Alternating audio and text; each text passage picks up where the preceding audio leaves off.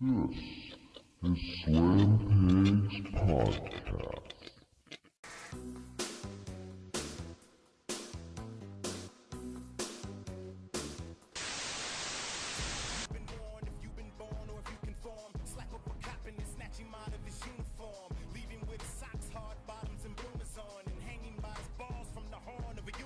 We are back. Slam Pigs Podcast, WWE Fastlane 2017 post show. The very first show we ever did was Fastlane 2016. So we're back doing Fastlane once again, 1 year later. Our first ever repeat show. Yeah, there you have it. Michael, the man, is back. Welcome, man. How was your week? I know it's been a long night of wrestling, but It's been a pretty long week, welcome. but glad to be back doing the show, guys. Make sure, as always, check us out on Twitter at the Slam Pigs Podcast. Check me out at Mike the Slam Pig. Check Travis out at Biggie TMD, or on Facebook, or as always on Twitter. Make sure to hit that comment section.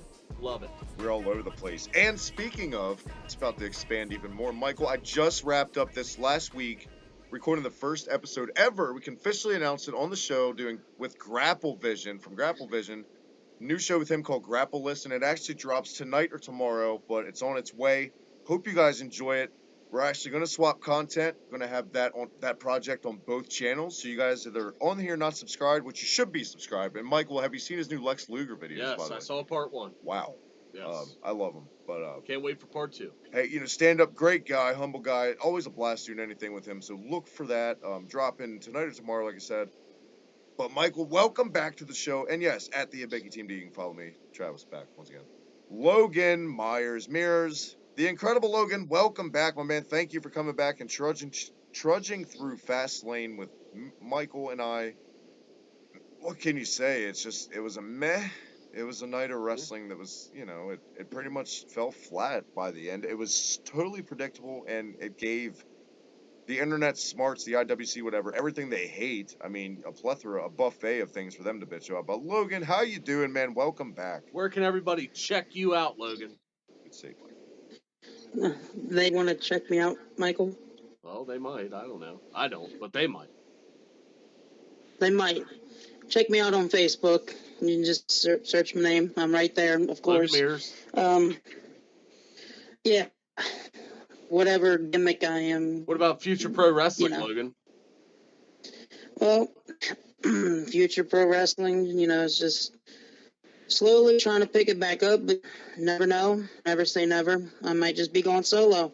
Well, I do know, Never Logan, you do have some news that you told us off air. Real quick, you're going to be making your commentating debut for local indie federation around here the day before WrestleMania, so you won't be able to make the next TakeOver post show. I have that with Eric Amard. Stick around, check that out as well. But Logan, Have we officially announced that yet? I just did about Eric Amard. Well, I mean, I The NXT. NXT. I feel like it was kind of lackluster. I announced it on the last episode, Okay. towards the end of the All episode. right. But we can announce it again. It'll be an official NXT roundtable every NXT pay-per-view, excluding this coming one. You will have the one and only Logan Mears alongside, as always, Travis and our broski from North Ski, the Canadian Eric Amard. And I can happily report, I'm pretty sure, real quick, before we get to the pay-per-view, any of that, it seems like the olive branch has been accepted. It's good to see you guys are somewhat back on the same page. You're cordial again. I mean, you're not hating each other, so that's always a plus. So Well, you don't. I think we kind of have. He's addressed it, but I don't. Yeah, I think we kind of have a mutual understanding. I don't think either one of us really care for each other personally, but professionally, I think we can both do our jobs and get along. I think he likes you. I just think that was a bad day at the office. Well, who knows? But I think just like in WWE or any kind of job, there's going to be people that you work with that maybe you don't particularly care for or you're on the same page with, that you can still do your job with and get along. Well, you and I can both agree. Speaking of getting along, thank you, Eric, for that shout-out video featuring us at Hibiki TMD under this umbrella. So we appreciate that. Appreciate the shout-out. It's been a long week from all the stuff with Tannen, getting the Zelda and all that goodness. But Congrats on that. can't think of a better way to end the week than doing this with you as always, Slam Pig. So let's get right into it. And unfortunately, not to break Sasha's heart, you won't be joining the NXT shows. Those aren't going to be you're a main roster talent. I do not have. You don't get a chance to see them. I do not have a chance to see them. I'm not currently subscribed to the network, so I do not get NXT TakeOver shows.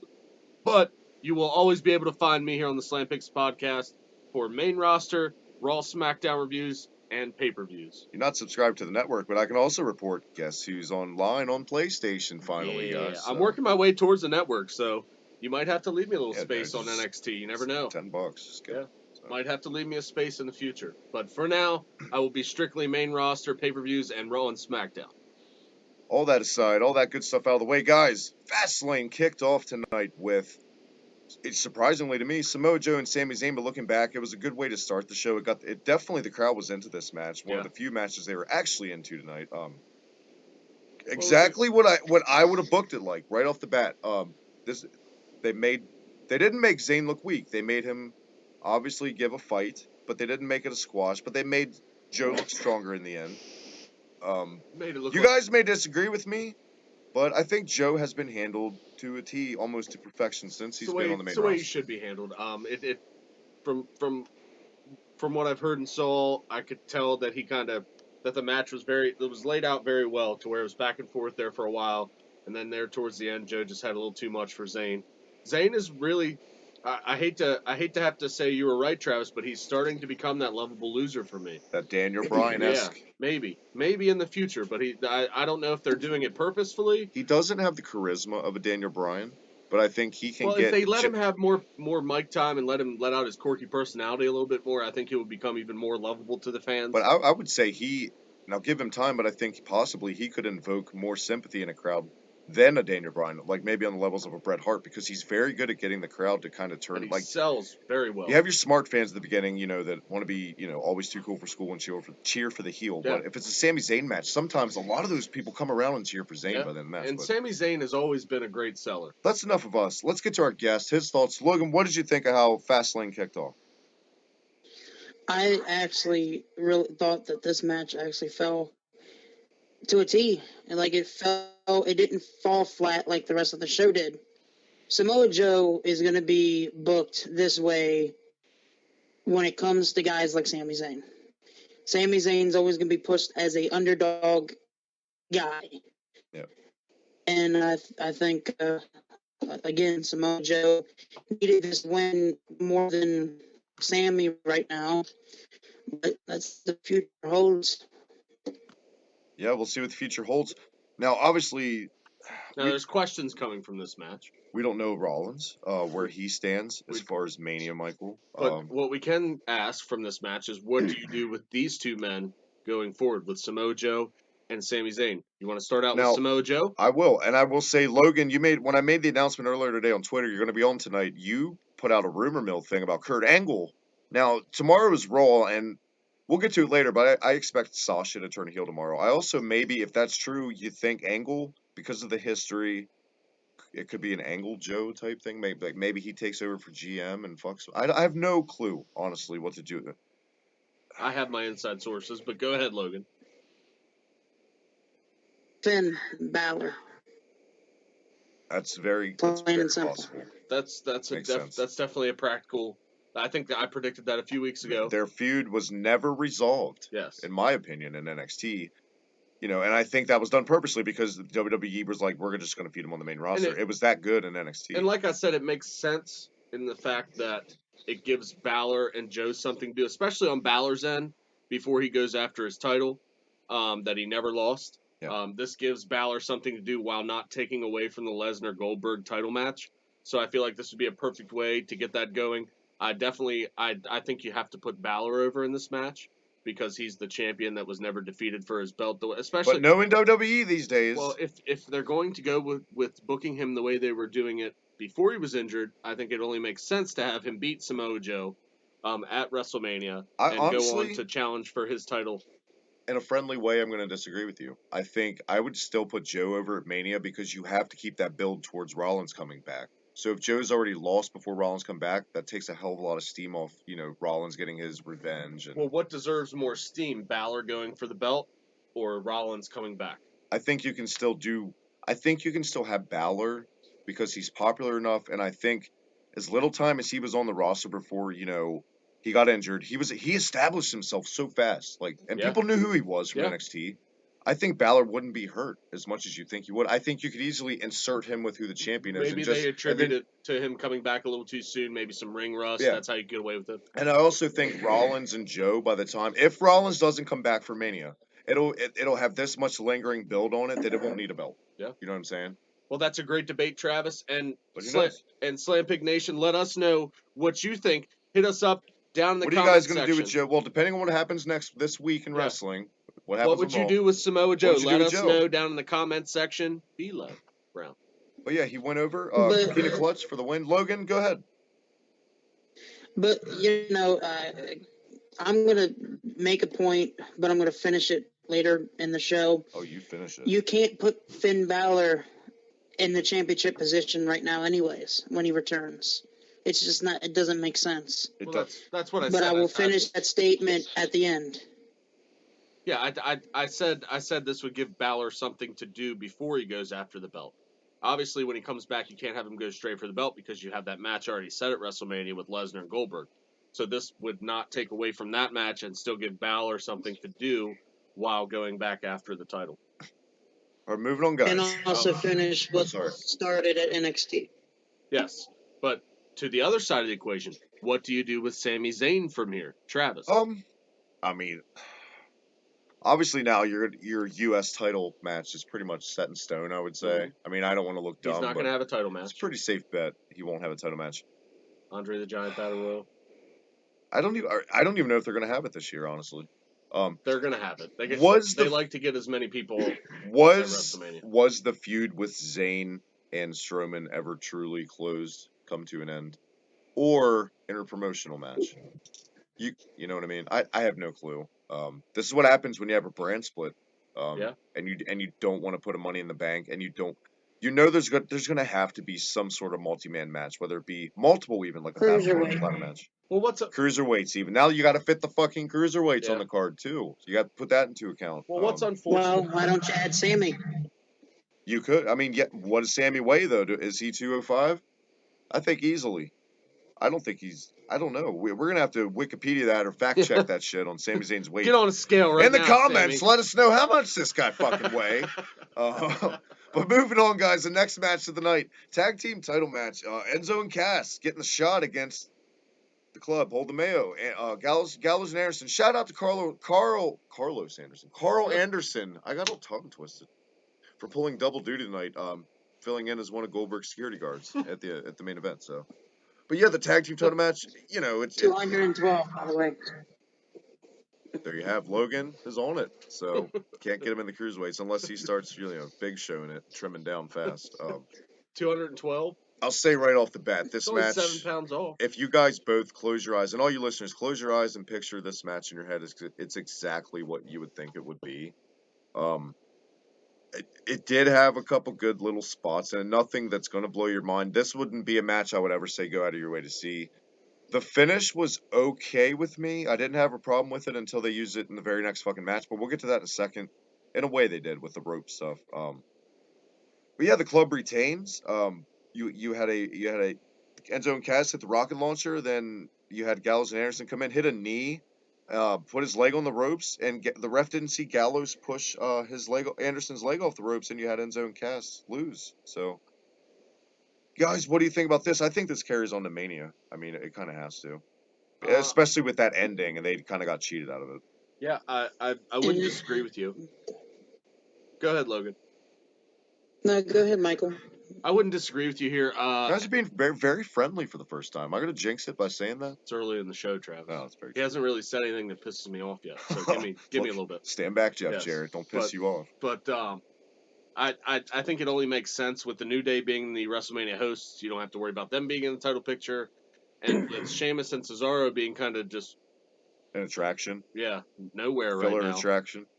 It would only make sense here, I guess, unless you want to do maybe a triple threat tag team match with and put Sheamus and Cesaro in it. This would make sense to have Enzo and Cass, get their rematch at WrestleMania. Possibly you could even do a tag team battle royal if you wanted with Raw stars. And what I would do as a booker, I'm a big fan of battle royals. You could do a big I would do an interpromotional battle royal and whichever team won Gets a shot at that brand's tag team title later on in WrestleMania. Right. That's how I would do it. Didn't they do that at like WrestleMania 15 on the pre-show? And it was like it was like Test and D'Lo Brown against Jeff Jarrett and Owen Hart. Yeah, it was something weird, but but it worked though. But I like that idea. I could see that happening. That'd be another good attraction match, a pre-show thing. It's a good way to get guys something to do. But I could definitely see this being a rematch for WrestleMania. I just hope there's a little more behind it. I didn't think they had enough time to really get a backstory with this feud. I feel like with the tag team division, ever since Anderson and Gallows have won it, they haven't really done much with them to really tell a story. I feel like before they won the belts, these guys really were telling great stories in their feuds with everybody they had. You know what I mean? With New Day, I thought they told a great story, even though, they lost. But I thought that the feud behind it, I'm always into storytelling with my wrestling. I don't like just matches being thrown together and not having a backstory to it. That's my favorite part in wrestling, is the backstory and the lead up. If they haven't been able to tell in 47 episodes, we like our wrestling to make fucking sense. Yes. I like my wrestling like a soap opera. Call me unfucking manly, but that's how I like my wrestling. It's supposed to be entertaining and tell a story. But what's killing me lately though, and we're gonna harp on this all night, so might as well start now. The predictability for me, and maybe it's because we have been watching for 20 plus, maybe 30 years. Yeah. It's getting ridiculous. I feel like I got a crystal ball right now. I'm looking at the rematch at Mania, Enzo and Cass win, and the next night on Raw, the Revival come out and attack Enzo and Cass. There's your next new feud. Because last year, the night after Mania, Enzo and Cass. Then that would just make me look like a fucking genius. Well, I'm just saying. Because I believe I called months ago. You called that like a year ago. Yes, but Enzo anyway, and Cass winning it at WrestleMania. Actually, originally you called it was going to be the New Day and Enzo and Cass, babyface versus babyface, and I was like, no. I would love that. I would still love that. They tried that a little bit, but it didn't really work. They didn't do anything with it. And two teams that are that over, it's not going to work. Yeah, but Logan, what do you do with these two teams from here? Well, I think you do add Cesaro and Sheamus to the fold, because they on the pre-show panel they joined Renee and them, and they stated during that pre-show that we've been screwed out of winning their belts in rematches, so why not add them and make it a triple threat? But little did we know that would lead to a match with Jinder 2 out of 3 Mahals, who looks like fucking Batista. He is more swollen every time I see him on TV. Yeah. I swear to God, he gains a centimeter of girth. Ew. I didn't mean to. Oh, God. You ought to be ashamed of yourself. Soundbite that for the next year's 1-year anniversary show, guys. That's awful. But yeah, I thought that too, Logan, but it's really sad. Like, the piss break of the night for me was the fucking Big Show's Rusev match, honestly. But, yeah, there you have it on the tag title. We'll see where it goes. Hey, Slam Pig Nation, another question for you. Let us know. Don't overwhelm. Down in the comment section. We've already asked the men's weights and all that. Below. I like feedback. Let us know how you would book the tag team division right now for WrestleMania. On to our next match, Travis. Nia Jax and Sasha Banks, Michael. Go ahead. Because you saw more of this match than I did. I kind of got held up in my kitchen. Nia was looking sexy as usual. I kind of knew it. And Sasha was being Sasha. What can you say about this match, honestly? It was not very good. I do not think these two are good dance partners. I don't know why they keep having this match. I disagree. Because when I came in, I saw some that transition when Sasha Banks was like doing a jungle gym, crawling all over Jax into like that front choke, and then back into the sleeper. I thought that was okay. There's the shitty Nia Jax leg drop kind of killed it though. I don't think they're good dance partners. I'm sorry. I don't like it. I don't think it has any chemistry with it. Nia Jax needs to be in there with Charlotte. But you know what? I would say this was better than the match we thought was going to be the best women's match of the night. Yeah, it possibly was. Because that fell flat completely. But we'll get there. Yeah, we'll get there. But as far as this match goes, Banks wins though. Banks wins clean with a little bridge roll up. Yeah. Which you hated. It was sloppy. God, it was sloppy. Well, I'm sorry. Sasha Banks is 100 pounds. Was that Nia Jax is almost 300 pounds. Here's something I didn't say when you were watching. I wanted to bring this up. When she blocked in the Banks statement, okay, that's a stretch for me. But I gave it a chance. Yeah. Jax is like wrenching back. Give her credit for the flexibility. But then when it was time for her to break out of it, she literally just did this, Michael. She just stood up. Yep. Like it was nothing. Yep. Like she could have done that the whole fucking time. Yep. It didn't look believable, and the finish didn't look believable That's because the of the problem. difference in the weight. It's Like- this psychology Like bullshit. I've mentioned Yes. for weeks, these little tiny girls that they have on the main roster. Yes, Bailey and Sasha Banks are okay workers, but they have to be in there with somebody that's believable. They need to be in there with each other personally. We just have to bring it back in, though, and not work into a frenzy. And we've done this for years in wrestling. Let's be honest, suspend our disbelief on it. We have to because it's wrestling. I'm sorry, but We have if you to. put Sasha Banks and Nia Jax in a fucking alley together, who you think's going to win? Do you think it's going to be much of a fight? With MMA training these days, I mean, Do let's you be really real. think if Sasha Banks hit her with a kick in the head that it would even do anything? But she, like she did in the match tonight, she did a lot of submissions and chokes, and that's how Bailey beat Nia Jax in NXT London with a choke. God, that match was awful. And what you would, I'll give credit on that in the sense that in real life, I guess the best way to take down a big person bigger than you would get behind him and choke the fuck out of him. I'm sorry, But I can get that. the moves that were done in this match, just not believable for me. I don't think it's as bad as you say it is. I- It's definitely the best I've seen these two have. Okay, but let's ask Logan what he thinks. Logan, what do you think, man, about Nia Jax and Sasha Banks? I agree 110% with Michael.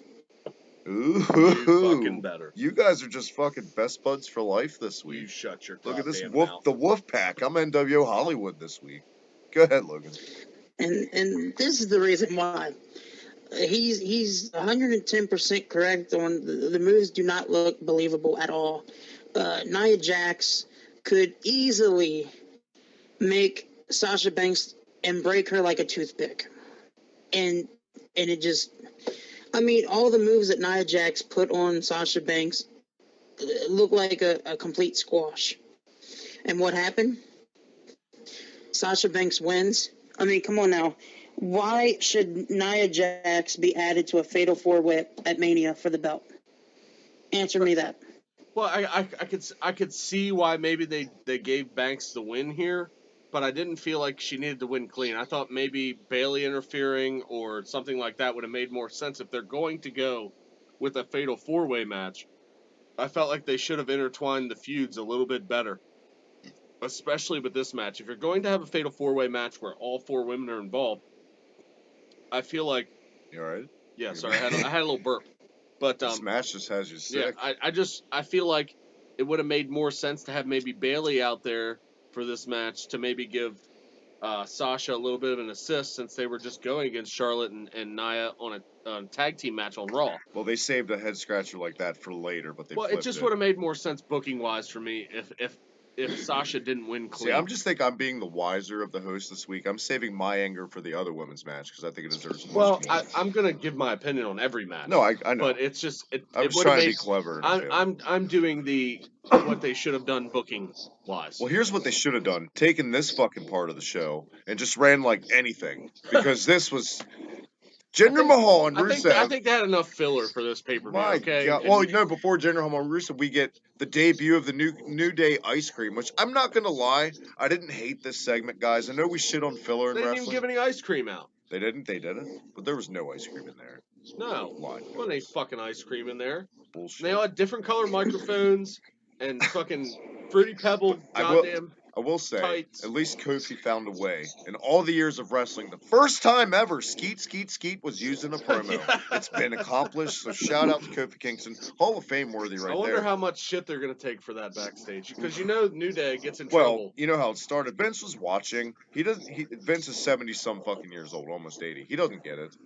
What the hell does that mean? What's Skeet Skeet? Give me that Google thing. God damn it, Kingston! Yeah, it was. Well, usually it's Big E that It's gets in actually trouble. it's 11:52. So at this moment, Kofi is literally in Vince's office, getting screamed at for saying "skeet, skeet, skeet" all over the promo. Well, I don't know. Goldberg still might be in Vince's office getting praise for how great he worked tonight. Goddamn, Bill! You Just really- like '98 again. You really tore it up. Never tonight. missed a beat, Yep. pal. Well, at least I he don't didn't even say want to. skeet, skeet, boom, boom. For those who Oh, missed, look at Logan yeah, dropping the hot skeet, rhymes. Skeet, skeet, boom, boom.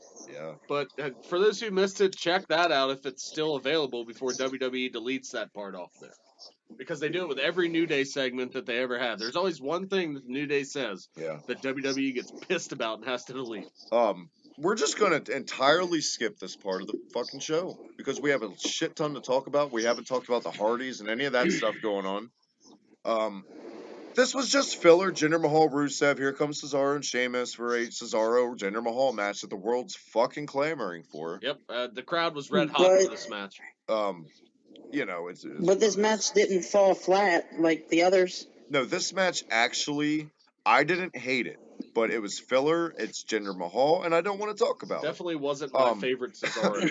I don't feel like but sometimes it's pretty bad that a filler. Good. It's pretty bad that a filler is better than what they actually had promoted. That is very true. Well, I will give it that. You had Cesaro in there. There's a reason I have Logan on. See, Michael, he's valid. I mean, when you put Cesaro in a match, you know it's going to be okay at least. And that's what this match was because of his dance partner. He was in there with Jinder Mahal, who you just found out why he has not been given a real push. The problem is... Because in ring, he is boring. I'm sorry. Jinder Mahal moveset... Well, it's not even that. It's what we... Charisma is just boring. For one, there's only a certain amount these guys are allowed to do, or they'll get heat. Like, sometimes if you have to ask permission to use a certain move, or you'll get heat. You know, it could be that, or, like... Knowing this is a filler match, we're not going to give a shit anyway. Now, this could have had some kind of story in it. My God, look at story. Yeah, but it sucked. It did. It was filler story. It was Rusev and Jinder Mahal hating each other all of a sudden. And then this just transitioned ECW booking style. Yeah. 2 entrances and a referee later to a new match with the Big Show and Rusev, which who gives a shit. But let's get, you know what, this is the first time... Big Show's got to stay relevant in case they decide to pull the trigger on that Shaq match. Are they canceling that match? What's the deal with Shaq and Big Show? Logan, you got a scoop too on that? Sorry, go ahead. Well, my latest news on that is that it's not going well with negotiations, and WWE is blaming it on Shaq's people, and Shaq is blaming it on WWE, but they're not ruling out that the match may still happen. It's just, well, from what I've seen, it's not looking good as to negotiations for, I can only speculate, but I'm guessing how much Shaq's going to be paid for it. Fucking canceling my network subscription. That's bullshit. Logan, what are your thoughts on the Shaq Big Show probability? I just want to stop the show right now. I'm so pissed off about that. I just asked Logan. Well, you can do it by yourself because I'm done. What did Shaq? No, go ahead, Logan. It seems like everybody wants back. No, the thing is with me is it's good to see Big Show healthy and agile more than ever. Than he was younger and back at WCW. It's good to see him, back to healthy and and all that. Big Show was one of the guys that. No matter what, he's gonna get, but he's worked his ass off to get to this point where we have this Shaq match, and the only reason he really wants this match is this year could be his last. True. Because Big Show wants another payday. He wants that Mayweather money again. But it is good to see him back in '95 giant Dungeon of Doom shape again. I gotta say. Well, I don't know if it's quite in that. Not quite that lean, but no. I think it's good to see him back in '98 NWO. He did so much. I think he did so much damage to himself that I don't think he'll ever be back to that. When he first came on the scene, people gave him shit for being too thin. You remember that when he first came on the scene in WCW? Because he was a college basketball player. Yeah, he was in shape. He was always a basketball player. And now he's down under 400 pounds, and people are like, yeah, he's looking great. I mean, he's looking great for the past 15 years. But he's under 400 pounds. Congratulations. You know what I mean? You should have been in this shape your whole fucking career. I think that's been his biggest detriment his entire time at WWE. All those times in 2000. Year after year, he kept getting bigger and bigger. Like that time period between 2000 and 2005, he'd go away for months. He was always getting punished and sent to OVW. You know what the funny thing is? How many times have you seen Big Show work in the past year? Handful? Yeah. You know how much he makes? Well, we don't know the house shows either. Because of seniority. You know house shows, Mike. Yeah, you know how much he makes because of seniority? He's in the top 10 on the WWE payroll. He makes $1 million a year. He makes over that. He makes at least. He makes over $2 million. And it's ridiculous. I was just looking it up the other day on top 10 WWE payrolls. Yeah. He's on it. That drove a stake through your heart. Say you're a vampire, but the stake's in your heart. Now I'm putting sunlight on you, and you're gonna burn because Goldberg makes more money than Big Show, and he does less. Think about that. Anyway, now that we're all depressed, let's talk about the first time I can actually say the best show of the night was it on a main pay-per-view for the first time since it's been around is a cruiserweight match. Neville, do it, Michael. Neville. Hello.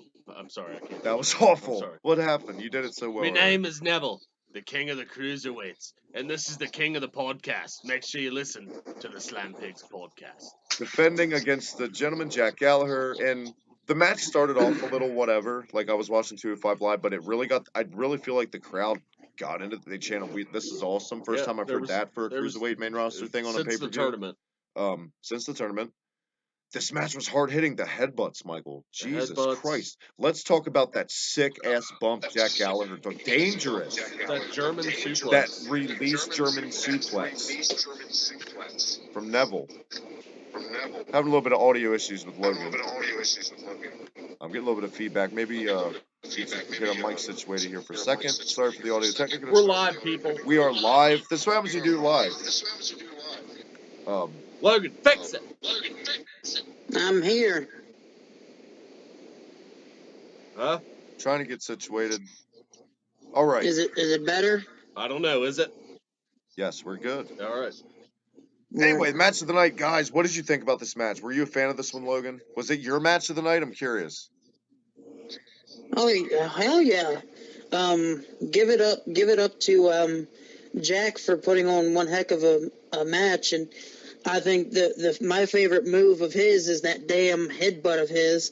I mean, it's so real, and Neville made it so good. He sold it really well, and this match was like definitely a 5-star rating match in my opinion. It was better than the whole first half of the show before that match even happened. Logan, get a little fired up over this match. I like it. He liked it. Well, I gotta say that this match What the fuck was that? Well, I tried to be like Logan and get Jesus pumped. Logan got Christ. pumped. I gotta totally agree with you. I don't know about the 5, so I'd go 4 maybe. Yeah, but I'd give it a 4-star rating. It was my favorite match of the night. This match, I'm glad we all. That's wow across the board. Yeah. Cruiserweight match on pay-per-view for the first time. Congrats to the cruiserweights. You finally stole the show. Congrats, Lindsay Dorado. But I don't know. Okay. I don't know if it's really saying much on this pay-per-view. Exactly.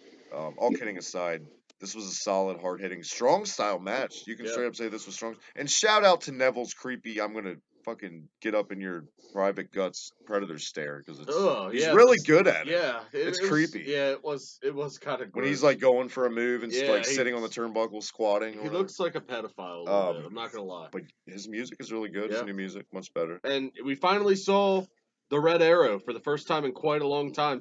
First time since he's turned heel. No, you mentioned it took a Red Arrow to finish this off. Now, there was a false finish earlier in this match. If Damian Nelson, the referee. Yeah, for those who didn't see it, the referee counted an inadvertent 3 count on a Phoenix splash. Stick to PWR. From the second rope, which was very impressive. The Phoenix splash from the second rope is something that not too many guys around the world can do from the top rope. And Neville's doing it from the second rope. I think the referee got a little confused. He thought maybe that was the Red Arrow. I can't even do it on trampoline. Yeah. He thought maybe that was the Red Arrow. They are kind of similar in move style. You did make a comment when he hit it how crazy it is, how accurate he is, because he hits it pinpoint. Yes. He was far. And he Rob Van Dam rebounded it when he landed, like did a handstand. To that was awesome. Spinning and flipping from the second rope to where you're rushing yourself even more, and to still be safe and precise to not hurt your dance partner. It's purple because of the cruiser. Yeah. Can I ask you something? I'm curious. I know you're not the biggest fan of him, but after seeing his performance, are you coming out of this a bigger fan of Jack Gallagher? Are you seeing now why? In ring, I've always been a fan of Jack Gallagher. Yeah. It's just I don't like the gimmick. It's too comedic for me. But it's hilarious when he jumps on a bunch of and guys. it's hard. And it's comedy sprinkled. And I hate to contradict myself because I was clamoring about seeing more personality from these cruiserweight guys, but I don't know if this is the kind of personality that you really want to get yourself over. Do you want to be Santino Marella? Well, let's ask Logan. What do you think of Michael's statement right there, Logan, about Jack Gallagher and the comedy stuff? Are you on board or you hate it as well? I mean, I'm halfway on it, really. I mean, it brings something to the character that. Oh, make a goddamn decision, none of- Logan. Do you There like it is. or not? There it is. Will you be serious? I haven't used that in a while. Seriously, Pick one. No, Jack. stop yelling. I like it, and here's why. Oh, what? Come Jack- back to the NWO Hollywood, Logan. Don't too sweet me anymore. Jack's funny bit and that gimmick is a good thing because nobody else in the cruiserweight division really has that. Besides that, really, that's him. That's it. Him. He's the only one that really has that funny. Maybe part Rich of Swan. him in that You gimmick. could say, in a way, Rich Swan. In a way, Rich, yes, definitely. He's one, but I think Rich Swans. Jack can be very serious without showing the funny bit, and I think it works. I mean, he could be serious when he needs to, which I thought he was pretty serious in this feud with Neville, especially some of the. I don't know if you guys watch 205 live. I do.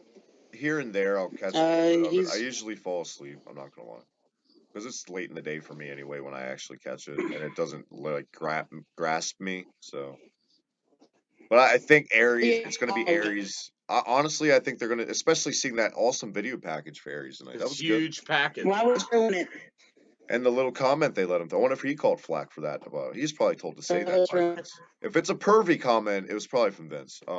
But Say you it's- got a huge package. Supposedly, especially like that in-ring promo like 2 weeks ago with Aries and Neville with tension, it's supposed to be those two at Mania with Aries as a babyface. That's what the rumor mills are saying. I would love to see that match. I think it'd be great. I love Aries as a performer and Neville. I've liked Neville in ring since his Japan days. It's just his character has always been so you know what I mean. And the ears. My problem. I would love to see the match. My problem with this is I think with them waiting so long with Aries that they're not going to have time to tell a good enough story for WrestleMania. Yeah, I hate when they do that. I feel like these two could tell a great story. I feel like this match deserves a rematch at Mania. Was that good? Maybe they're scratching their heads backstage and pondering that. Maybe they didn't. They went into it thinking it wouldn't be this good, and they're like, "Wow, the crowd's chanting! Goddamn, pal!" Let's have more battle royals. Let's have cruiserweight battle royal for a title. You know what? Fuck it. Hashtag goddamn, guys. Doing it. Yes. Guys. Yeah, bud. What's up? I'm fired up. Oh shit! I'm standing back. All right, here we go. This week's Fired Up from Logan Mears. Logan. Seriously. Hashtag Austin Aries. This is the reason why. He's the cockiness, the attitude, everything about Austin Aries that is going to go to this cruiserweight division is fantastic. I think the feud with him and Neville is going to be awesome. That's why I'm so fired up. You know, I don't think anybody else on the cruiserweight division can put on a better match than Austin Aries. And that's me showing my bold prediction and my bold opinion of the week. I may have to agree. Good. Austin Aries is going to be the future, not Neville. Austin Aries is going to be the future of the cruiserweight division. And let's just say, I think Austin Aries could be the cockiness that title needs. And I think in the future, we bring back some of the old cruiserweight guys to feud with Austin Aries down the line. I think that is what's going to make the cruiserweight division pop back up. Michael, your Batista thumbs down in it, like you're gonna give me a power bomb. You disagree, I'm guessing. I disagree. It's 2 cents. I disagree with that booking. I do not bring any of the old cruiserweights back with this. I think this is going to be possibly your cruiserweight match of the year with Austin Aries and Neville. I feel like these are your two top guys in the cruiserweight division. I feel like personality-wise, there's just nobody else in the division that can really hold a candle to these guys, especially with all the on-air time that Austin Aries is getting to let his personality out, and with Neville just being killing it. Yes, he's killing it right now as a heel. Neville has become more relevant to me now than he ever did without the cruiserweight division. Then Roman Reigns. Well, that's not saying much. Oh man. Well, speaking of Roman Reigns, guys, next I'm not excited at all to report what happened. I don't know. I don't want to get all angry rant about it. Roman Reigns versus Braun Strowman, guys. That's how I'm going to build it up. Well, I was so excited from that cruiserweight match that it was way better than I thought it would, and I have to go to this. Well, and then it gets worse, guys, and it gets way worse after that. So don't fucking worry. We're gonna be here all night. Go ahead. Mike. I had high hopes for this match. Just with the way it had been booked for the past month, with Strowman being booked so strong, and for my rumor mill that I had going for this match, where I thought this was going to be maybe a double DQ or a double count out, Schmaz City with maybe an Undertaker appearance or something in that effect, to where both guys can come out of this match looking strong, and nobody is hurt by the decision in this match. But unfortunately, Travis and Logan, what we got was the exact opposite. We got, I hate to say it, I know Travis doesn't like me throwing this word around, but we got a borderline burial tonight. Nope. I'm not using that word. I don't agree that Braun Strowman's buried. He got beat clean. I'm very selective in using that Undefeated word. on the main roster. Got beat clean. You can't always win. Are you serious, Travis? I don't think he's buried. You can't tell if he's buried because we haven't seen anything booked with him. Like, this literally just happened. So how they book it, it's very easily that he'll be buried. I agree. But he hasn't been yet. They could still salvage this. They could. No, they can't. I think they can't. Okay. No. You guys disagree? Just saying. I just don't see how you can come back from months and months and months of just dominating everybody that you've had put in front of you. Who's he really had put in front of him, though, besides Sami Zayn, Mark Henry, The Big Show, and Jobbers? Let's be real. He dominated all of them. Okay. What was that list again? He's The Big Show. How many titles he won? It's 2017 Big Show. I'm sorry. It's not fucking... How many titles he won? Mark Henry. How many titles he won? It's 2017 Mark Henry. And what has he been doing to Roman Reigns for the past month? I had my piece on it. Give you guys the floor. Whoever wants to go first. You guys are obviously in agreement, so maybe you'll sway me and convert me to agree. Go ahead, Logan. I'll give you the first chance. Chance. God. But Braun has been so dominant. And I mean so dominant. You could put those in bold letters. Okay? And yes, it is burial. I agree 150,000% with Michael. Because this, to what you said, Travis, who's he been put against? That's exactly the point that me and Michael were probably going to make. You haven't given Braun Strowman enough chances to be full. How many pay-per-views has he faced? How many pay-per-views? Answer me that. How many pay-per-views has he had one-on-one matches besides jobbers? Exactly. That's why it's burial. Plain and simple. Braun should be dominant like Charlotte in pay-per-view wins. He shouldn't just be beating 2-3 jobbers. Him beating Big Show and Mark Henry, that's the only thing you can really say. And then he loses to Roman Reigns, a guy that is smaller than Big Show, a guy that is smaller than Mark Henry, a guy that has less accomplishments than both guys combined. I get it. No, I totally get it. I get where you guys are coming from. But I think you guys are both forgetting the biggest picture. At the end of the day, this is pro wrestling. A guy who came in 1995, who was like the epitome of a shitty gimmick. It had been done. He was a mid-card for life. You would have never seen him in a world title picture. Now is like a multi-time world champion, and that's Triple H, by the way. Anything can happen in pro wrestling. And that's why I hardly ever use the word buried. Who the fuck knows? People had their panties up in such a bunch by the time the Owens and Cena feud came to an end 2 years ago.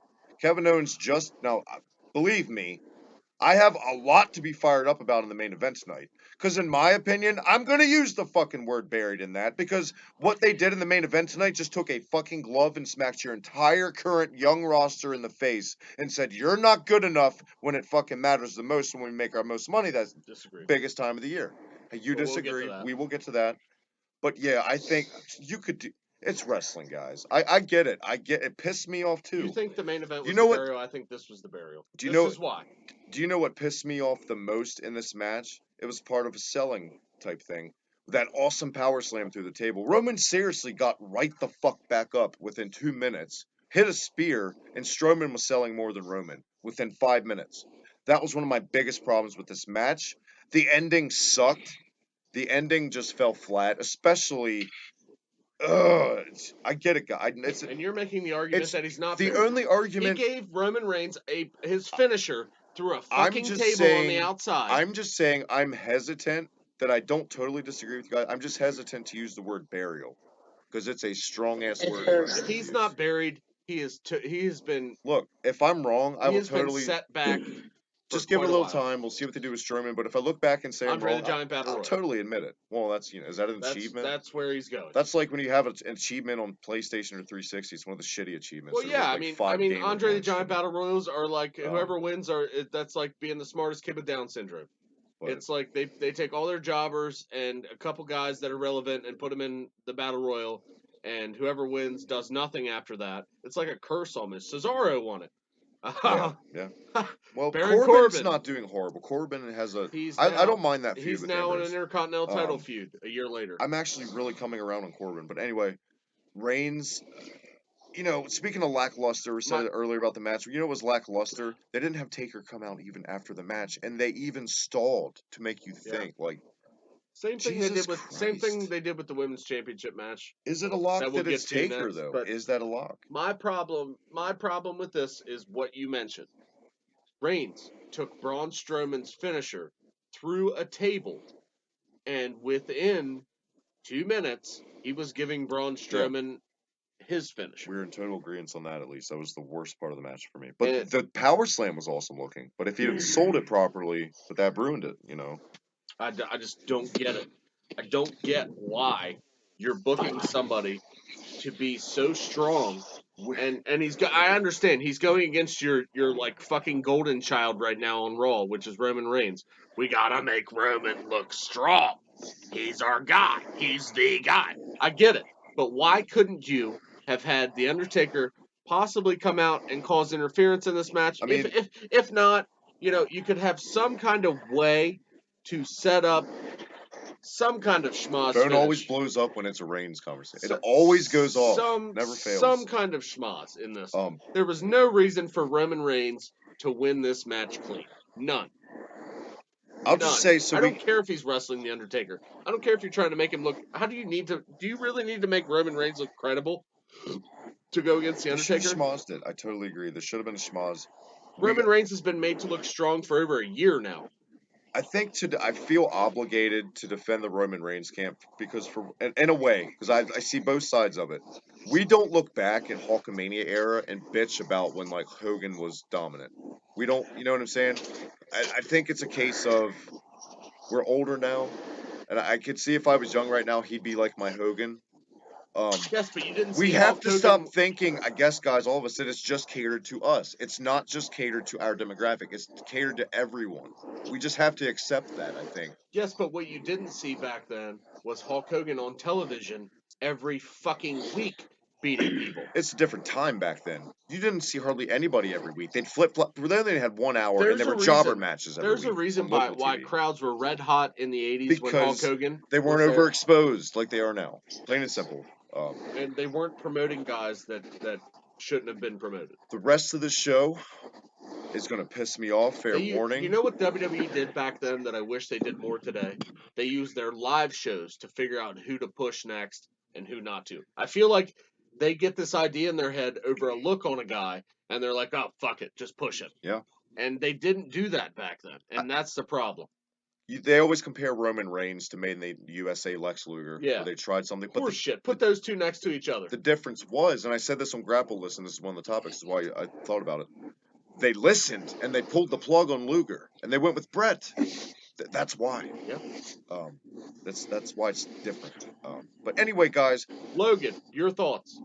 Well, I was going to move it on because we got a lot of show left. We got time. All right. It's our fucking show. We can make it last as long as we want. I like it. I like your style. Well, at the end of the day, in my opinion, again, Braun was buried, just in my opinion. Nobody can really push me to think otherwise because it was just, I don't know, I guess it's because I've become a Braun Strowman fan now. For the past couple weeks, he brings something to the table that not many big guys can bring, and can we all agree on one thing? I don't know if you guys agree with me on this. I think Braun is the Big Show of WCW, and how agile he is I think he's in the ring. I think he's better than Big Show when he was young. I still think he's better. I don't remember seeing the Big Show do a kip up. In ring, I think he's better, but I think more like the physical intimidating. I think the Giant was better at just looking at the guy and being like, "Holy shit!" He's not 7 feet tall. Exactly. But Braun Strowman with today's roster looks like he's 7 feet tall. Well, yeah, he looks like he's 20 fucking feet tall. It still has like he made Roman Reigns look small, and Roman Reigns we saw face to face with Bill Goldberg made Bill Goldberg look small. That's the thing. Like, there's a lot of guys you don't realize now that are that small. Fucking Dash Wilder. I thought he was a lot bigger. And when I saw him compared to like a big guy, I was like, wow, he's tiny. It's just that era. Braun Strowman to me has such an upside with his future, and I really hope that he can come back from this. It's just I feel like this is such a big setback. It's going to take months for him to be credible. He's getting the Bray Wyatt Rusev treatment. It's going to take months and months of building him back up after you just spent so much time building him up. So you made all this effort and promotion and spent all this money to make this guy. How many jobbers did you pay for to make this guy look good? And in one night, you took all those guys that made him look good and made them totally irrelevant. I'll kind of move this on, but I'll just say my last statement is I know, and if you guys deny it, I'm going to call bullshit on you. When that shit happened with Bray Wyatt and John Cena, by the end, Cena just squashed him. And I will say that was a burial at the time. We can say now that Bray Wyatt's WWE champion, so it's salvageable. You know what I mean? I know he's going to pass the title off, but Bray Wyatt is a main eventer again. It's just my problem with incredible. Even though we're going off topic, my problem with Bray Wyatt is they spent so much time to bury him, and they took so little time to make him WWE champion. There was no real backstory to him, really. I don't even think he ever needed a belt. No, he didn't. He didn't, but he didn't need to lose every pay-per-view either. That's and then all of a sudden on Elimination Chamber, he comes out of nowhere and wins the belt because Randy Orton is the number one contender. That's the only reason he won that belt. Only reason. Yeah. And the problem with that is Randy Orton's probably going to take that belt from him at WrestleMania, and we're all going to be pissed off again because it's going to be guys. Well, that's why they're doing it, to get people riled up. And I'm not falling for it anymore. They want people talking about their company. See-through bullshit. They want us talking about it and being pissed off. They want us see-through booking. I'm not falling for the shit anymore. They've gotten me way too many times, and fucking how many Royal Rumbles have I left just so pissed? And I think this one just broke me. I'm sorry, when you spend 2 years... It's not worth it. When you spend 2 years... Because a year from now, we're going to bitch about a whole new batch of NXT guys that are getting mistreated. Then the next year, and then the next fucking... I'm not falling for it anymore. And if we can... I don't mean to keep going. I just want to finish this up. If we stop getting angry and then they'll stop fucking doing it. If we all just calm down a little bit. I'm talking about the IWC in general. I'm in, like, the gaming community. I'm in the fucking pro wrestling. I got to say the pro wrestling community is way angrier and more hostile than the gaming community. Many more times. Gaming community has its moments, but damn. Everyone is ready to argue. It takes, like, one word. Literally, Roman will set 15 fucking people off all hating each other by the end of that thread on a Facebook or Twitter. It's just ridiculous. Everyone calm down. Stop feeding in. They're doing it because it's getting us. They're getting us in that old school 70s, 80s way. Like, we want to see fucking Roman Reigns get beat so bad. We'll just keep watching and keep watching. And finally, they're going to book this right. And we just keep falling for it. Because they're not. No. They did this shit with John Cena for 10 years, and we're doing it with another guy, and we're falling for it. Yep. But to go back to Bray Wyatt, Bray Wyatt, think they spent, 2 years with this guy, making and breaking him. And then in one night, they're like, oh, we're going to make him champ. You know what? He technically didn't win until 2017. So that happened with Cena in 14. So 3 years it took. They salvage him to full circle him. And what kind of effort did they really put into that for him? All they did with him in those 3 years was break up the Wyatt family twice. Neither time made sense. Ever. Yeah. None of that shit made sense. I'm loving Luke Harper as a babyface, by the way. It's something I never would have thought would have been. But he's Mick Foley coming off to me in a way, mixed with a Brody. But still... It makes no sense. They're so good together to have Harper and Wyatt. Like, God, do you have to split up every fucking team that ever comes into the company ever? Well, like I said, Jesus. my problem. I'm so fucking fed up with my this problem shit. is the amount of time and effort they put into Wyatt to squash him, and now the time and effort that they didn't put in to make him the champion. Yeah. It just made like, I'm happy for Wyatt, but as far as the way they did it, I thought it was so half-assed, and it just didn't. He didn't deserve that. You know, a lot of people. His first title reign should have been more.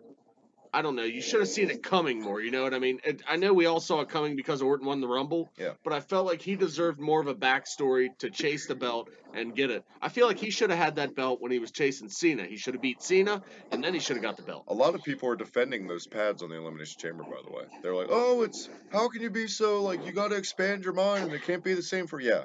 Believe that. Welcome to 2017. People defend fucking anything. Well, we got the snowflakes out there. Everybody should be safe and everyone gets a trophy. Yeah, Everybody's a winner. Yep. Make we Roman don't want look these strong. guys. We don't want these guys to get hurt. You know, it's just like football. Yeah. Just like American football now. All these new fucking rules to keep the quarterback safe and everybody, the wide receiver safe and all this shit. Bullshit. It's a contact sport.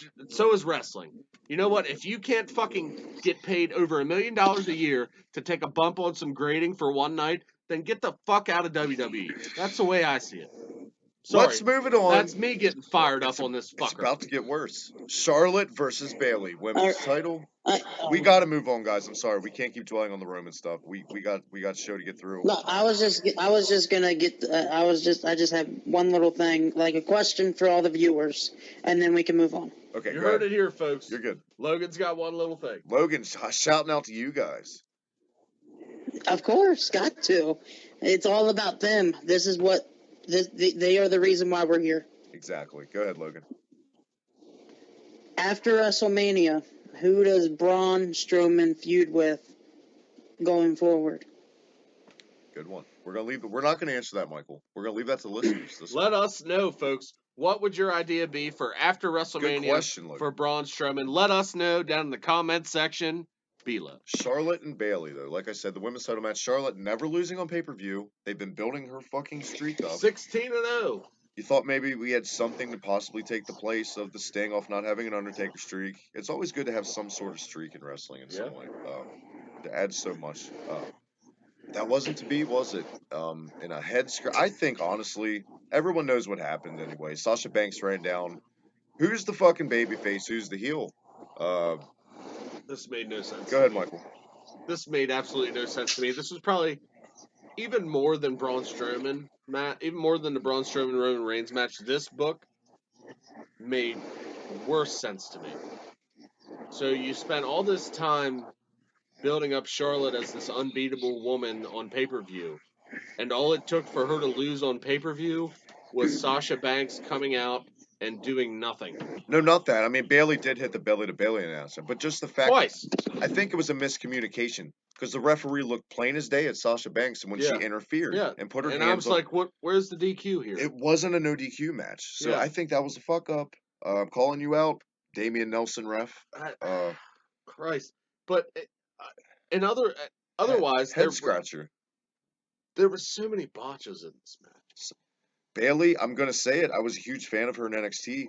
She is sloppy on the main roster. They gave her the microphone earlier in the evening, Logan. I don't know if you caught that Red Hot Bayley promo where she looked down at the fucking ground the whole goddamn time like her lines were written at her feet. Did you catch that, man? Glad you're coming around. Saying it for months. Logan, what'd you think of this goddamn match? Really? Sucked dick, didn't it? I don't. There's not much you can really say. I want to point out something that I saw on Twitter and Facebook and social media. Everybody is saying Charlotte is better than Ric Flair. Get out of here with that. Those people. I saw it on social media. You know, and I want to say this right now. I might get a little fired up a little bit. Maybe not. If I had my way, you'd be fired up the whole damn episode. Charlotte is not better than her father. She's more athletic than what Ric Flair was. She's nicer to look at. But she is not better than Ric Flair. Ric Flair catches a lot of shit for the same paint by numbers match. I gotta say, yes, you're always gonna see a top rope little flip body slam floppy. You're gonna see Ric Flair fall on his face because he's punch drunk. You're gonna see standard Ric Flair shit. Probably gonna get some juice in a big match. But those people have obviously never seen Flair and Steamboat in the early 80s, late 70s, when Flair didn't do the blueprint match, when he was all over the place, the Broadways. Oh my god, Flair in his absolute prime was just... You guys are insane. Now, Like, no offense. in defense of Charlotte, I've talked her up quite a bit on this show, and I will say I made this comment a couple weeks ago, and I defended. She may possibly be the best women's wrestler I've seen ever. That's in a long time, at least for me. Yes. That's a whole different ballpark. So, as far as women's wrestling goes, I would say that she is the Ric Flair of the women's division. You know, in a way, for me, she's more like the Kurt Angle of the women because she's a prodigy. She learned it so fast and so quick, and she's done so much, just like Kurt Angle did. She's a natural. She's a natural on the microphone, in the ring. It just, you could tell that it's got to be Ric Flair's daughter just by the way she does things. Call him the natural. Sorry. Not Butch Dustin Reed. No, Dustin Runnels. Oh, sorry. The natural Dustin Runnels. I'm sorry. I thought you were going Butch Reed on me, but you went Dustin Runnels. I don't want to get that lit. You went Gold Dust. I don't want it to drop down for what, turn down for what. But in defense of Charlotte, it comes back to that old saying where you can't compare apples to oranges. Yeah.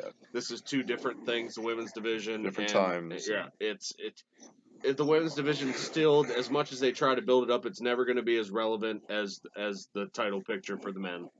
And I know that may sound sexist to some listeners, but it's just reality. Bold prediction time. Not that bold because it's predictable. Tomorrow night on Raw, Sasha Banks turns heel on Bayley. You guys agree with my little assumption? It has to. No. Logan, you think they're going to not pull the trigger on this? They're going to wait till after WrestleMania? Then Monday Night Raw after Mania. That's when it's going to happen. So you think it's going to be the 4-way then, the supposed rumor for Mania? So, well, the rumor in the beginning was to have Sasha Banks, Charlotte, and Nia Jax heel, and Bayley alone as a face in the Fatal 4-Way. But that makes no sense to me. In my opinion, that's the stupidest idea ever.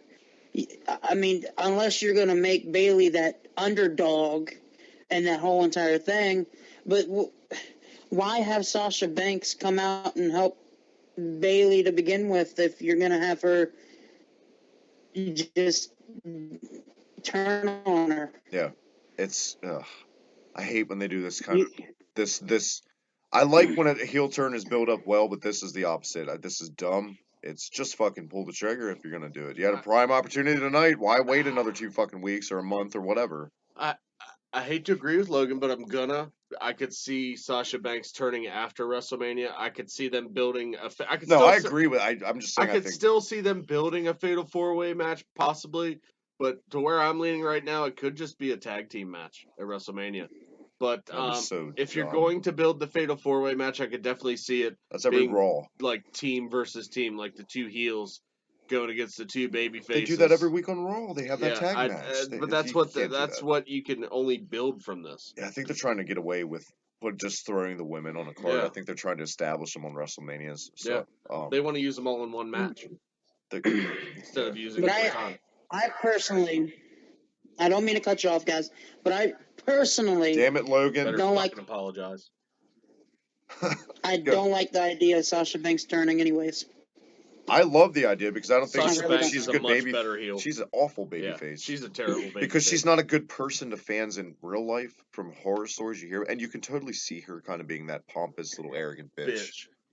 Not to be sexist or sounding or whatever. She does. She comes off, and the best heels. Look at Charlotte, and from what I hear, Charlotte's the complete opposite. She's like a sweetheart in real life. So that she just has poor taste in men. Yeah, Bram. But this is the reason why I don't like it. Okay. Who else is there to be a face alongside Bayley? Bayley's the only face I can think of until Asuka in the women's division. Once Asuka gets there, it's wide open. Then everything changes. I'm calling it flat out. There's legit only 4 women, in my opinion. Speaking of Asuka, can we go ahead? That happened this week. Asuka broke the record of Goldberg for the longest streak in like the last 20 or 30 years. Yeah. think So. she's up to 1. She went up, what, 180, 160 was the number she went over? Yeah. Something like that. So, congratulations. It blows my mind in 2017 they're actually doing a streak like that, but I still think she drops it to Ember Moon at TakeOver. I just think it's time for Asuka to get up there. And Ember Moon needs to get the torch passed to her, but that's an off topic. We're in agreement that this ending was dumb, guys, and this was Crap. sloppy Crap. match. It made no sense. There was some video footage at the beginning of this video of you going off about Bailey selling and your love her moves, and God, you're a fan. The fuck was she wearing, too? She's in the New Day. Jesus Christ. She looked like a shitty-ass popsicle. Like one of those popsicle boxes that you get where it looks like it's going to taste really good. Ones. Yeah, but it looks like the box looks like it's going to taste really good, and then you get the popsicle out and you eat it. It's like this fucking cereal I just bought. You ever have honeycomb cereal? You're not a cereal person. I love honeycomb, but they have strawberry, so I got it. Tastes like fucking air freshener. Yeah. Tastes like shit. That's what Bailey reminds me of. It's like she gives you all these colors and all the hugs and all that shit. Then she gets in the ring, and even when she doesn't get in the ring and she speaks, it just tastes like shit. But by this point in the pay-per-view, guys, because I want to move on from this lackluster shit festival match, I'm not letting myself get bent out of shape. I'm just really disappointed that they did this. I'm gonna let you take it, Michael. Goldberg and Kevin Owens. Main event of the evening. Kevin Owens, your 6-month reign as Universal Champion on the line against Goldberg. Gentlemen, I think we'd all heard the rumors. I'd say start your engines, but they're off already. We hoped that they weren't true. And unfortunately, in 21... I'm sorry, I timed this, folks. I knew what was going to happen. I timed it on my stopwatch on my phone. 20.95 seconds, so we'll just go with an even 21 seconds.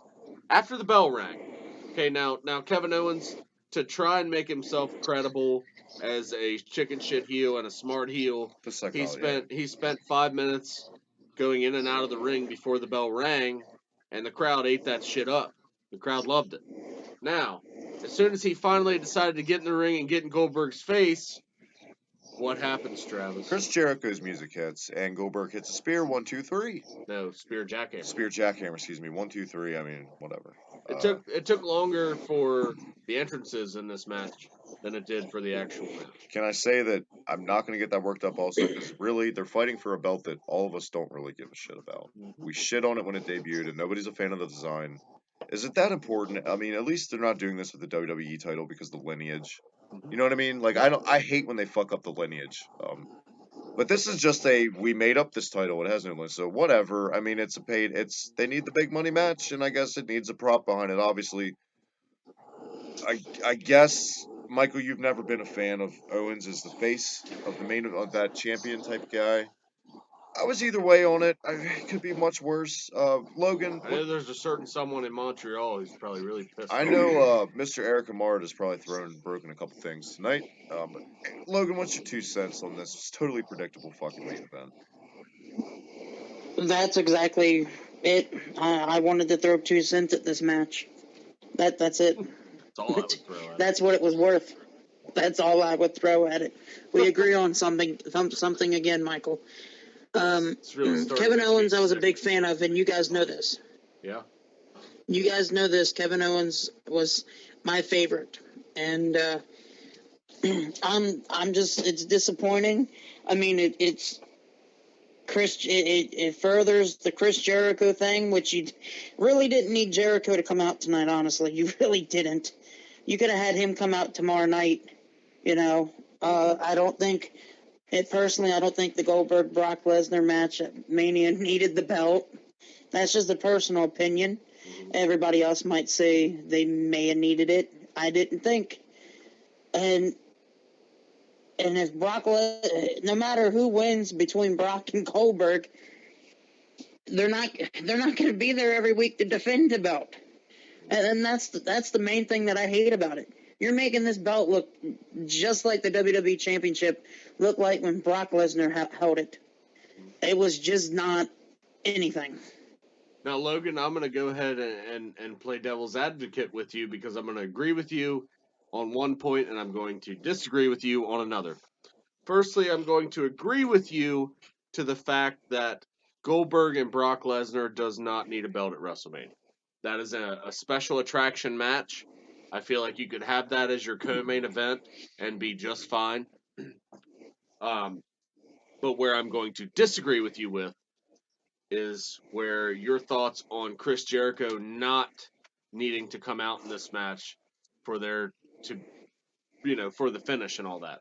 I'm going to disagree with you there because one, you need to set up that feud with Kevin Owens, and two, this is the only saving grace I think you can have for Kevin Owens as opposed to the Roman and Braun Strowman match. This match was actually done to where Kevin Owens was distracted, so therefore he got beat because of that, which still doesn't make him look as bad as Braun Strowman, who just got beat clean without distraction and all that. Kevin Owens got more respect from the bookers than Braun Strowman did in this case because they used Chris Jericho to come out as a distraction for him to lose the belt, even though it was a squash in 21 seconds. It still made Kevin Owens look better than Braun Strowman did, who wrestled a 20-minute match. And that's where I think it's sad with WWE right now. They spent all these months. I hate to go back on Braun, but I'm just comparing the two matches. Yeah. They spent all these months building up Braun Strowman and just having him run over everything in his path, including Roman Reigns on Raw every week. And then in one night on the pay-per-view before WrestleMania, they decide, oh, you're going to lose clean to Roman Reigns. In the defense, though, Roman Reigns is in a 50-year-old part-time fucking WCW retired wrestler, pretty much. He's coming and going when he chooses. Yes, I understand Roman that. Reigns is still a young guy. Yes, and the 50-year-old part-time WCW wrestler got over way more than Braun Strowman did. And he's been in the company for what, 3 months? But 4 tonight, months? I would say Owens got the better reaction from the crowd because everyone Yes. knew what they were going to do, and they didn't want them to do this. You know what I mean? Yes. Well, I played devil's advocate there with Logan a little bit. His points were valid. The feud doesn't need a belt. He Plain and agreed. simple. Yes, he agreed that we both agreed that Lesnar and Goldberg do not need to wrestle for the belt at WrestleMania. I feel No, like I agree, totally. that's a co-main event special attraction match. It would go on the same wavelength as an Undertaker match. It didn't need a belt in 2004. No, it didn't. And the crowd shit on it because still, they knew both guys They were didn't leaving. shit on the build-up, though, because the build-up Yes. was actually pretty good Yeah, with Eddie Guerrero and winning yeah. the belt and all But that they stuff. realized that both guys were leaving on the internet and shit all over the match because it pretty much sucked because they stood there staring at each other for half of it. The crowd at WrestleMania 20, if you go back, was a very snarky, miserable crowd, Well, it was too. Madison Square Garden. They didn't want to get behind anything until Chris Benoit won the title. Because the audience in 2004 was hot off the heels of the Attitude Era and everybody was so burnt out. Yeah, but to be honest, that Goldberg Lesnar match sucked. It did. It really did. And I disagreed with him in the point he didn't think Chris Jericho needed to come out tonight for this match, and I disagree. Actually, honestly, he did and didn't need to come out tonight. Okay, this is the reason why he did. You can't sit on the fence. You're on Slam Pigs, baby. You gotta go red team or blue team. Travis, I will come through this phone and I will strangle you. Oh no. He's gonna strangle you. Oh, I said Chris Benoit. Did that trigger you? No,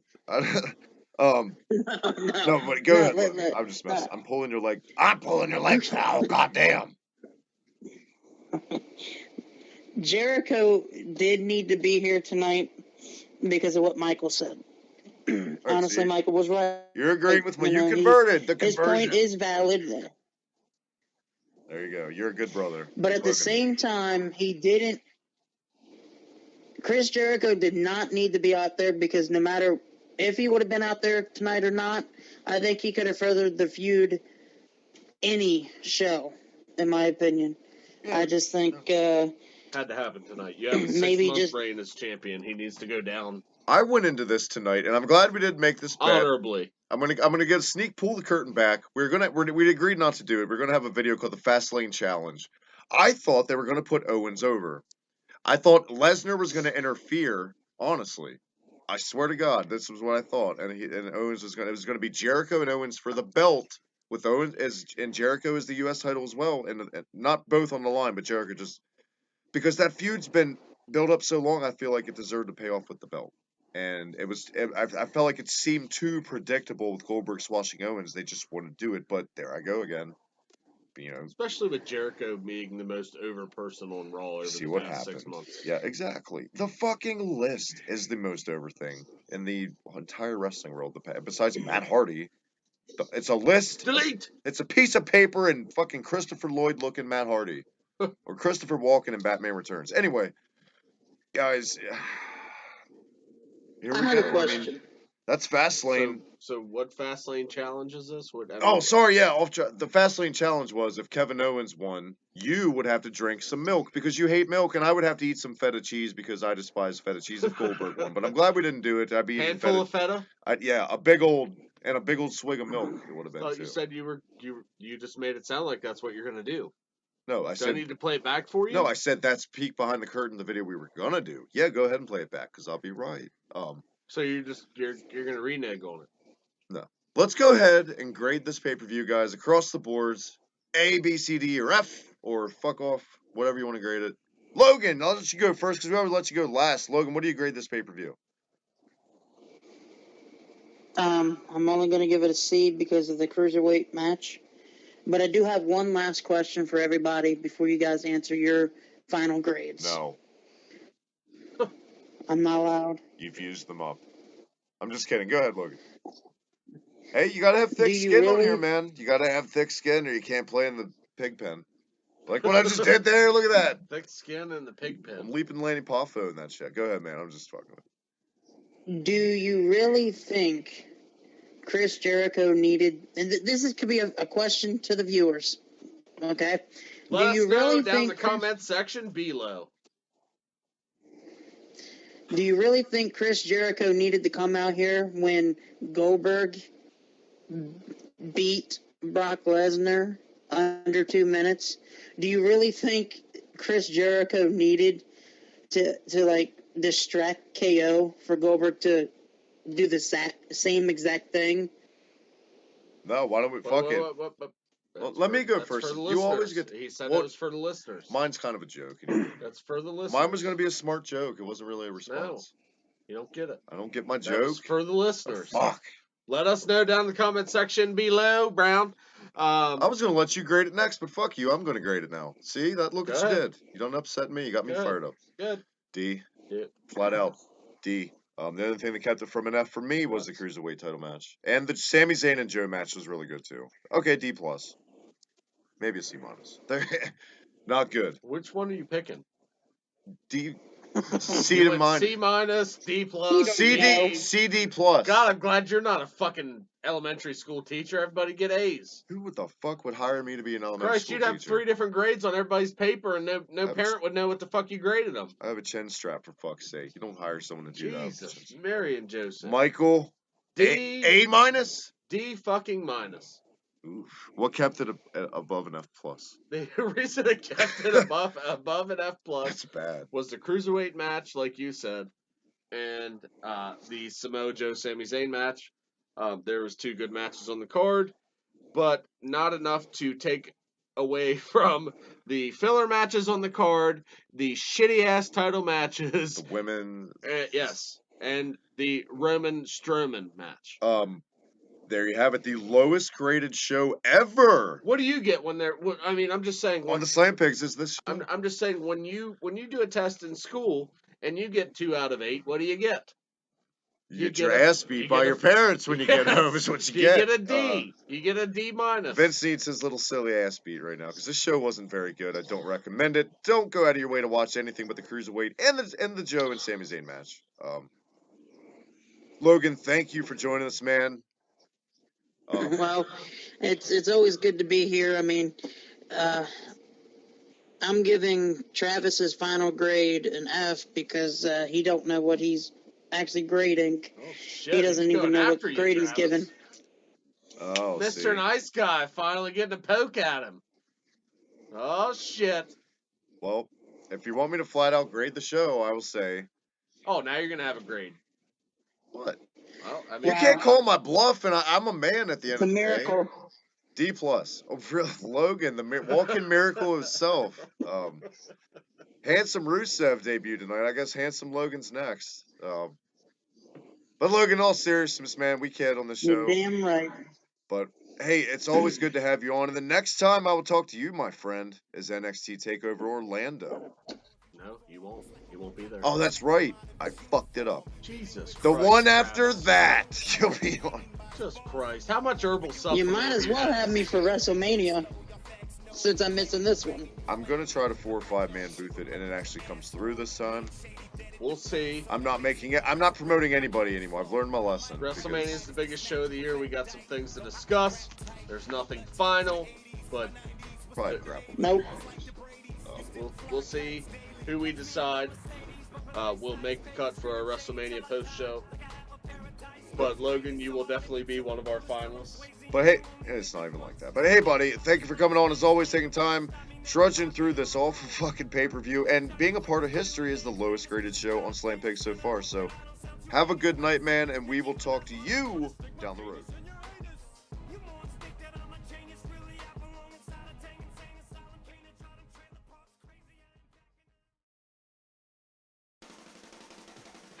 Hey, you dirty fucking pigs. Mike here from the Slam Pigs Podcast, reminding you once again to check us out on Twitter, whether it be the Slam Pigs Podcast, whether it be me at Mike the Slam Pig, or whether it be our sister show, The Reset Button. Check us out. Also, you can find us on Facebook at the Slam Pigs Podcast or The Reset Button. And as always, make sure you check us out as a whole on Hibiki TMD. Until we see you next time, oink oink.